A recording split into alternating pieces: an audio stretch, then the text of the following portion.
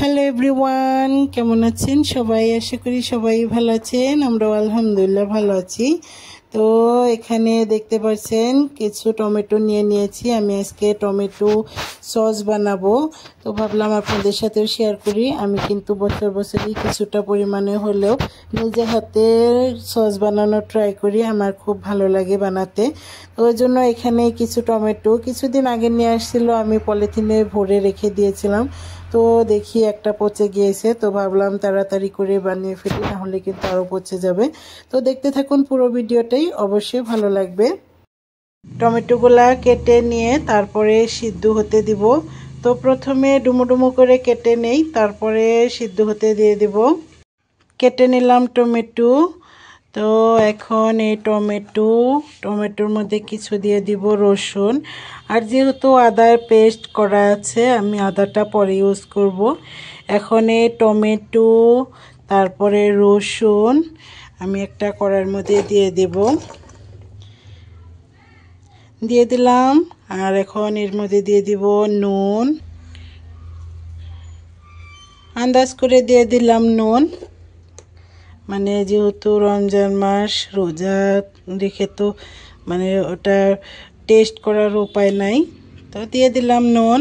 এখন দিয়ে দেব পরিমাণ মতো পানিটা এমনভাবে দিব যাতে করে এই টমেটোগুলো সিদ্ধ হওয়ার পরে অবশিষ্ট পানি না থাকে। এই পানিটা একদমই শুকিয়ে নিব। তো এই পরিমাণের পানি দিলাম। এই পানিতেই কিন্তু ভালো করে সেদ্ধ হয়ে যাবে আর শুকিয়েও যাবে। তো এখানে দিয়ে দিলাম।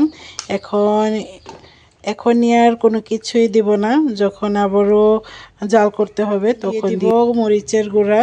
তো এখন চুলাটা জ্বালিয়ে দেই আর ঢাকনা দিয়ে ঢেকে দেই।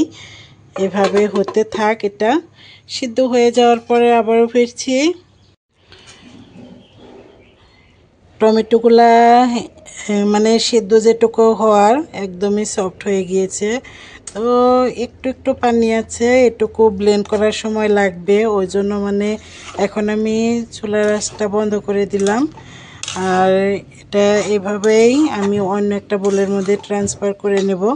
তো যেহেতু এই কড়াইয়ের মধ্যে রেখে দিলে কিন্তু ঠান্ডা হতে সময় লাগবে, ওই জন্য মানে অন্য একটা বোলের মধ্যে দিব যাতে করে তাড়াতাড়ি ঠান্ডা হয়ে যায়।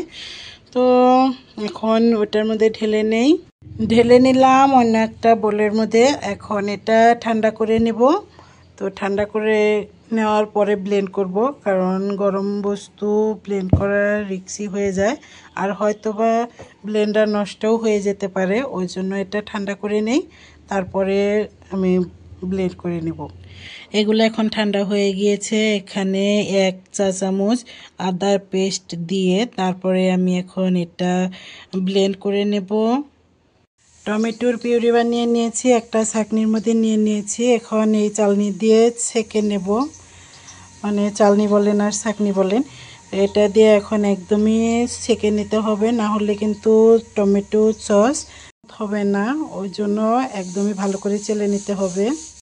ছেঁকে নিয়েছি, এই তো পিউরি বের হয়েছে। আর অবশিষ্ট অংশ এই তো, এইগুলো কিন্তু সসের মধ্যে থাকলে ভালো লাগতো না, মানে মুখের মধ্যে বাজতো, সসটা স্মুথ হতো না।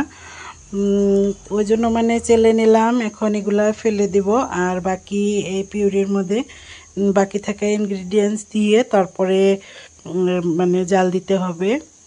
এই পিউরির মধ্যে এখন দিয়ে দিব আমি অল্প একটু মরিচের গুঁড়া। আসলে এই টমেটো কেচাপ বানানোর ক্ষেত্রে মানে লাল টমেটো হওয়ার প্রয়োজন। আর হলো এই মরিচের গুঁড়াটা যদি একটু কাশ্মীরি মরিচের গুঁড়া দেওয়া যায়, বা এই মরিচের গুঁড়াটাই একটু বেশি লাল হয়, তো এতে করে এই সসের কিন্তু অনেক বেশি সুন্দর কালার চলে আসে। তো আমি তো এখন দিয়ে দিচ্ছি পরিমাণ মতো চিনি। আর আমার টমেটোগুলোও কিন্তু খুব বেশি লাল ছিল না, আবার একদমই কাঁচাও ছিল না, ওই আর কি। এভাবেই এখন নাড়াচাড়া করে নিয়ে এগুলা ঘন করে নেব। এখানে কিন্তু সব কিছু দেওয়া হয়ে গিয়েছে, এখন এখানে কোনো কিছুই দেওয়ার প্রয়োজন নেই। যখন এগুলা ব্লেন্ড করলাম তখন আদার পেস্ট দিয়ে দিয়েছিলাম। এখন তো ব্লেন্ড করা হয়ে গিয়েছে, এখন আর কোনো কিছুই দেওয়ার প্রয়োজন নেই। চাইলে কেউ গরম মশলার গুঁড়া দিতে পারেন, তো আমি দিব না। মানে টমেটো সসের সাথে এই গরম মশলা আমার কাছে ভালো লাগে না। আমি কিন্তু বছরই এই সসটা বানাই, তো আমার কাছে ভালো লাগে। আসলে কিনে আনা তো সারা বছর কিনে আনা খাওয়াই হয়, তো নিজের হাতেও মাঝে মধ্যে একটু বানালে ভালো লাগে। কিনে আনার চেয়ে আমার মেয়ে কিন্তু আমার হাতেরটাই বেশি পছন্দ করে। এই তো এভাবে এখন এটা ঘন করে নিব। চুলাটা জ্বালিয়ে দিয়েছি, আর এভাবে এখন এই দেখুন বলক উঠে আসছে। এই সময়ে মানে সস বানানোর ক্ষেত্রে এই সময়টাই অনেক বেশি রিস্কি। মানে দেখুন কিভাবে ফুটে আসছে, আর এদিক থেকে একদমই ভর্তি হয়ে গিয়েছে। মানে আমার সসটাও কিন্তু হয়ে গিয়েছে। যদি আমি যেহেতু কম পরিমাণে বানালাম, আর এখন রমজান মাস, এখন এমনিতেও খাওয়া হবে, ওই জন্য আর এটা সংরক্ষণ করার জন্য ভিনেগার দিলাম না। যদি বেশি পরিমাণে কেউ বানাতে চান, তো অনেক দিন পর্যন্ত রাখতে চান সংরক্ষণ করে, তো আপনারা এই সময়ে মানে ভিনেগার দিয়ে আরও কিছুক্ষণ একটু জাল টাল করে তারপরে রেখে দিলেই অনেক দিন পর্যন্ত থাকে। মানে 2 মাস তো যাবেই। আমি অল্প কয়েকদিনের জন্য বানাচ্ছি, আর ফ্রিজে রাখলে এমনিতেও 1 মাস ভালো থাকে। আমি ওই জন্য আর ভিনেগার দিচ্ছি না। আমার এটা বানানো কমপ্লিট। এই দেখুন অনেকটাই ঘন হয়ে গিয়েছে। এই তো আমি বেড়ে নিয়েছি অন্য একটা পাত্রে, মানে এটার মধ্যে থাকতে আমি এটার মধ্যে অন্য কাজও করব, ওই জন্য মানে তাড়াতাড়ি ট্রান্সফার করে নিলাম। এটা কিন্তু ঠান্ডা হয়ে গেলে আরও একটু ঘন হয়ে যাবে। তো যতটুকু ঘন হয়েছে একদমই সসের জন্য পারফেক্ট। তো আপনারা চাইলে এভাবে বানিয়ে নিতে পারেন বাড়িতেই খুব সহজে। বাড়িতে বানানো জিনিস এমনিতেও হেলদি হয়, তো এভাবে বানিয়ে নিলে কিন্তু বাচ্চারাও পছন্দ করে আর বড়রাও পছন্দ করে, মানে পাকোড়া সাকোড়ার সাথে খেতে। এখন তো রমজান মাস, এখন তো এমনিতেও এটা ওটা ভাজাভুজি বানানো হয়, এটা ওটার সাথে এই টমেটো কেচাপ কিন্তু অনেক বেশি মানে টেস্টি হয়।